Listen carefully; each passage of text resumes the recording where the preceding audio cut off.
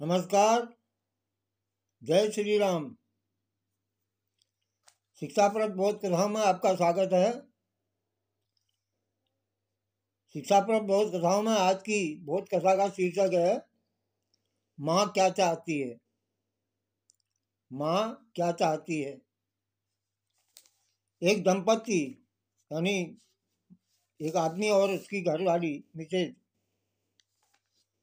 दिवाली की खरीदारी करने हड़बड़ी में थे। पति ने पत्नी से जल्दी करने को कहा और कमरे से बाहर निकल आया। तभी लान में बैठी माँ पर उसकी नजर पड़ी। यह सोचते हुए पति वापस कमरे में आया तो अपनी पत्नी से बोला, तुमने अपनी माँ से पूछा कि उनको दिवाली पर क्या चाहिए। उसकी पत्नी बोली, नहीं पूछा। अब उनको इस उम्र में क्या चाहिए होगा। 2 वक्त की रोटी, 2 जोड़ी कपड़े, इसमें पूछने की क्या बात है। तो वो आदमी बोला, नहीं ये बात नहीं है। मेरी माँ हम पहली बार दिवाली पर हमारे घर रुकी हुई हैं, वरना तो हर बार गांव में ही रहती हैं। औपचारिकता के लिए ही सही कुछ पूछ तो लेती। तो उसकी पत्नी बोली, अरे इतना ही माँ पर प्यार उमड़ रहा है तो खुद क्यों नहीं पूछ लेते। उसकी पत्नी झल्ला कर चीखी। उसकी पत्नी और कंधे पर हैंडबैग लगाते हुए तेजी से बाहर निकल गई। अब वो आदमी जो था, सूरज जिसका नाम था, अपनी माँ के पास जाकर के बोला, माँ हम लोग दिवाली की खरीदारी के लिए बाजार जा रहे हैं, आपको कुछ चाहिए तो नहीं। माँ बीच में ही बोल पड़ी, मुझे कुछ नहीं चाहिए बेटा।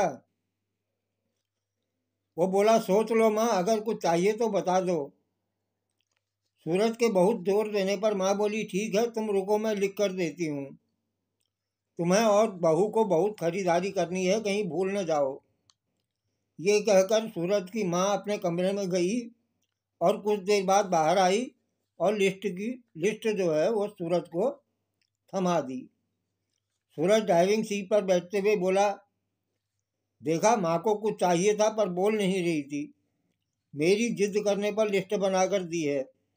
इंसान जब तक जिंदा रहता है रोटी कपड़े के अलावा भी उसे कुछ चाहिए होता है।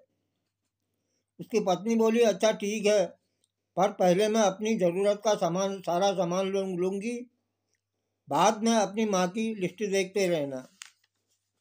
पूरी खरीदारी करने के बाद शालिनी बोली, यानी उसकी पत्नी बोली, अब मैं बहुत थक गई हूँ, मैं कार में एसी चालू करके बैठती हूँ, आप माँ जी का सामान देख लो।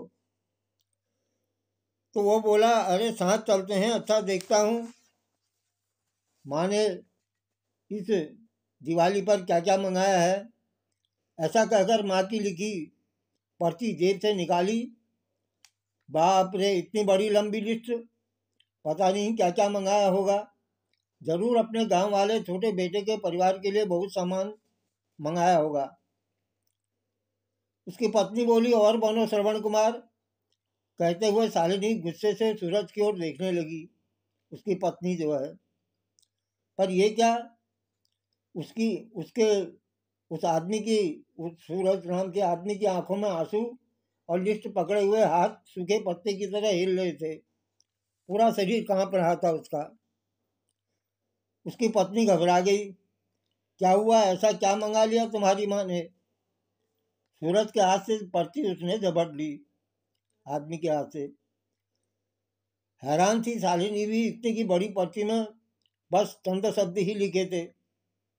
पर्ची में लिखा था, बेटा सूरज, मुझे दिवाली पर तो क्या किसी भी अवसर पर कुछ नहीं चाहिए, फिर भी तुम जिद कर रहे हो, और तुम्हारी शहर की किसी दुकान में अगर मिल जाए तो फुर्सत के कुछ पल मेरे लिए लेते आना। ढलती हुई सांझ हूँ मैं तो अब ढलती हुई सांझ हूँ। मुझे गहराते अंधियारे से डर लगने लगा है। बहुत डर लगता है पल पल अपनी तरफ बढ़ रही मौत को देखकर। जानती हूँ कि मौत टाली नहीं जा सकती, ये शाश्वत सत्य है, पर अकेलेपन से घबराहट होती है।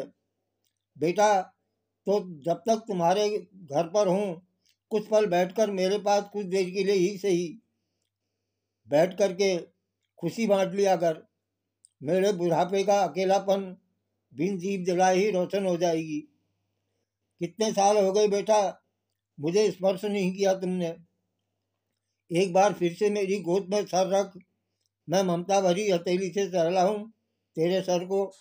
एक बार फिर से इतराए मेरे हृदय, मेरे अपनों को करीब, बहुत करीब पाकर मैं मुस्कुरा लूं। मौत के गले क्या पता अगली दिवाली तक रहूं या न रहूं। पर्ची की आखिरी लाइन पढ़ते पढ़ते उसकी पत्नी जो थी वो फबक फबक फबक कर रो पड़ी। ऐसी ही होती है माँ। हम लोग अपने घर के उन विशाल हृदय वाले लोगों जिनको हम बूढ़े और बुढ़िया की श्रेणी में रखते हैं, वे हमारे जीवन के कल्पतरु हैं। उनका यथोचित सम्मान और आदर करना चाहिए, उनकी देखभाल करनी चाहिए। यकीन मानिए, हमारे भी बूढ़े होने के नज़दीक हैं। हम भी एक दिन बूढ़े होंगे, तो ये सोचना चाहिए उसकी तैयारी आज से ही कर लें।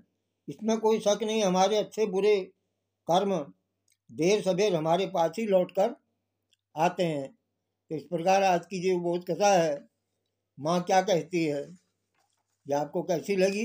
लाइक करें, सब्सक्राइब करें। धन्यवाद। जय श्री राम।